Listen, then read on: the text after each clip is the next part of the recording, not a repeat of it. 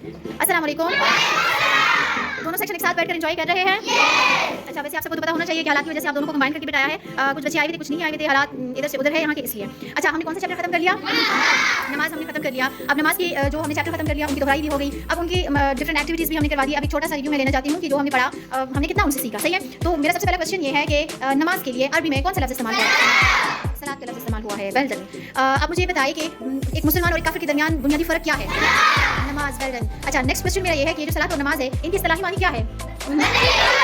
बंदगी और आजिज़ी। बंदगी की क्या मीनिंग है? इबादत है। Well done. नमाज जिस मौके पे फ़र्ज हुआ था, उस मौके का नाम क्या है? अच्छा, शब मेराज। किसको तोहफे में मिला था नमाज? किसने तोहफे में दिया था? अल्लाह ताला ने दिया था। अच्छा, हम मुसलमान दिन में कितनी मरतबा नमाज पढ़ते हैं? उन 5 नमाज़ों के नाम आते हैं?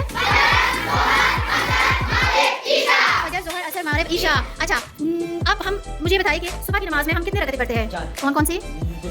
Well done. अब आप मुझे बताइए ज़ोहर की नमाज में हम टोटल कितने रकातें पढ़ते हैं? 10। और 10 फ़र्ज़ और सुन्नत? Well done. अब आप मुझे बताइए असर में हम कितने रकातें पढ़ते हैं?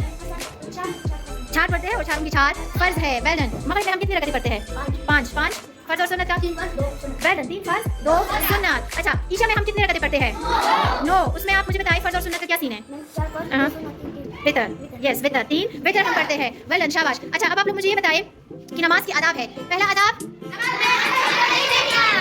क्या था? नमाज इधर उधर नहीं देखना चाहिए। दूसरा तहर कर पढ़ना चाहिए। एंड तीसरा यस जगह। हाँ, एग्जैक्टली। क्या क्या चीजें साफ होनी चाहिए? जगह का साफ होना चाहिए। अच्छा, नमाज की अहमियत के हवाले से अब मुझे एक अहादीस का तर्जुमा जरा सुनाए। अहादीस। यस, एग्जैक्टली, शाबाश। आप मुझे बताइए। नमाज की कुंजी वज़ू है और जन्नत की कुंजी नमाज है। एग्जैक्टली, जन्नत की कुंजी नमाज है और फिर वज़ू है। अच्छा, अब वो तो अहमियत के हवाले से एक हदीस हुआ। अब नमाज की जो फर्जियत है उसके हवाले से एक कुरानी आयत का तर्जुमा। यस, पर बताइए। एग्जैक्टली। और वेल डन। और नमाज कायम करो और ज़कात रुकू किया करे। अच्छा, अरकान इस्लाम कितने हैं? उसमें नमाज कौन से नंबर पे है?